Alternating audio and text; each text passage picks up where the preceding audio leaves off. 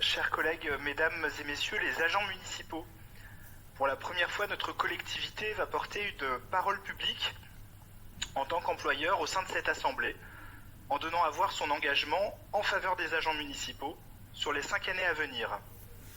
Cette nouveauté, c'est tout l'objet du pacte social en faveur du service public qui vous est proposé aujourd'hui et qui se traduit par une dizaine d'orientations stratégiques et plus d'une centaine d'actions concrètes issues de plusieurs mois de dialogue nourris avec les partenaires sociaux.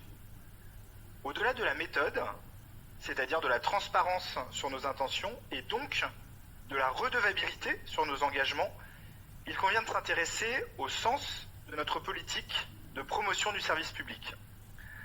Vous le savez, depuis plusieurs années, le service public et les fonctionnaires territoriaux sont fragilisés par un discours rigoriste et comptable qui considère l'action de la collectivité comme une charge, là où il faut la considérer, au contraire, comme une richesse. Le gel du point d'indice, la baisse des dotations, le fameux pacte de Cahors, le fonctionnaire bashing, sont autant de marqueurs qui portaient préjudice au service public, pourtant notre bien commun. Notre président de la République lui-même avait fait de la réduction du nombre de fonctionnaires sa priorité en début de mandat. À Lyon, sachez-le, toutes et tous, nous sommes résolument fiers de notre service public. Après un plan marge de manœuvre, douloureux sous le précédent mandat, qui consistait là aussi à compter les fonctionnaires municipaux, nous souhaitons désormais rétablir du sens, de la confiance, de la reconnaissance vis-à-vis des artisans du service public. Nous voulons soutenir activement un personnel qui a tenu la baraque tout au long d'une crise sanitaire sans précédent et qui va maintenant porter un plan de mandat ambitieux autour de la transition écologique et autour d'une ville forte de ses services publics. Sachez-le, le chantier est immense. Nous héritons d'une dette patrimoniale avec beaucoup d'équipements vétustes qu'il appartient à nos agents de rénover. Nous héritons d'une dette de services publics avec des écoles, des crèches, des établissements sportifs à créer en nombre. Nous héritons aussi d'une dette écologique avec une ville à faire évoluer, à végétaliser, à réaménager.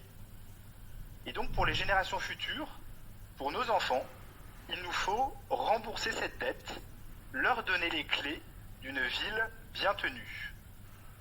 Chers collègues, c'est ce que veut garantir notre pacte social en faveur du service public à travers un engagement de moyens, à savoir des effectifs renforcés et des métiers revalorisés. Aux grands projets inutiles, nous préférons la multiplication de petits projets utiles au sein des quartiers, des personnels de crèche aux relais d'assistantes maternelles, des agents de l'épicerie sociale et solidaire à ceux des nouveaux bains-douches, des éducateurs sportifs, de la piscine au gymnase de quartier. Au marketing territorial, nous préférons la création de nouvelles missions d'intérêt public dédiées à la transition écologique, à la démocratie locale, à l'évaluation et à la redevabilité.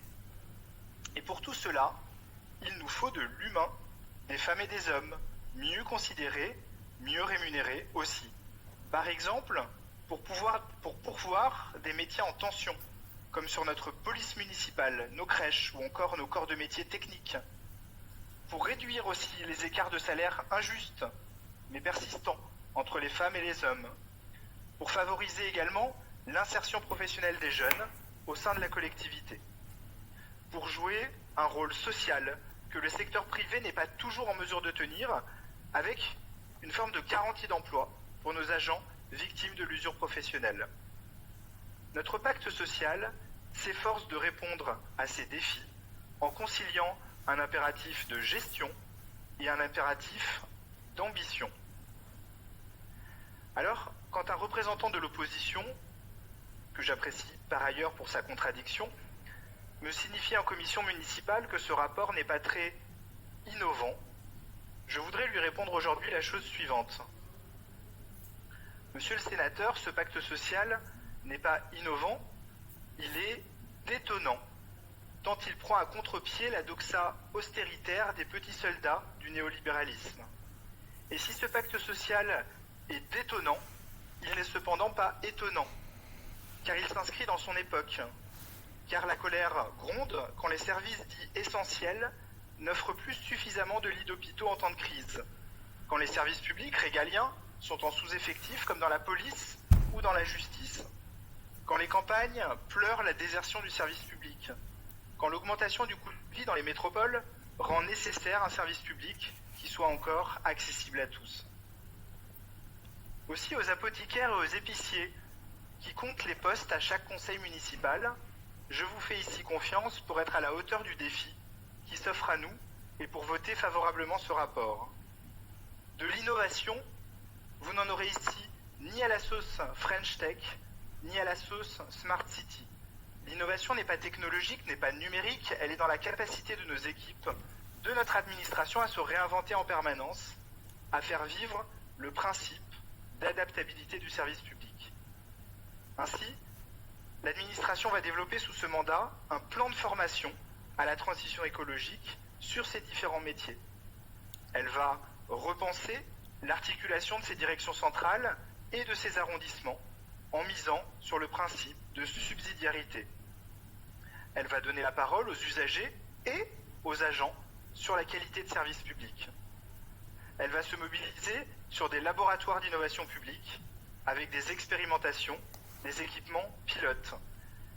Elle va bien sûr questionner les usages numériques en misant sur la sobriété numérique, mais aussi sur l'inclusion numérique. Et ces pistes, non exhaustives, seront rassemblées dans un projet d'administration pour donner du sens et puis pour voir plus loin. C'est cela notre ville intelligente, et c'est aussi cela notre pacte social. Chers collègues, je terminerai mon intervention en saluant l'implication sans précédent des agents du service public pendant ces 15 derniers mois. À l'heure d'un déconfinement progressif, où l'on commence à entrevoir une sortie de crise avec beaucoup de prudence, nous mesurons collectivement l'engagement des 8300 agents permanents de la ville de Lyon, dans les résidences seniors, dans les écoles, dans les crèches, dans nos mairies, dans nos rues, sur les marchés, que nos agents soient remerciés au nom de notre exécutif et au nom du conseil municipal. Ce pacte social leur est tout simplement dédié. Merci de votre attention.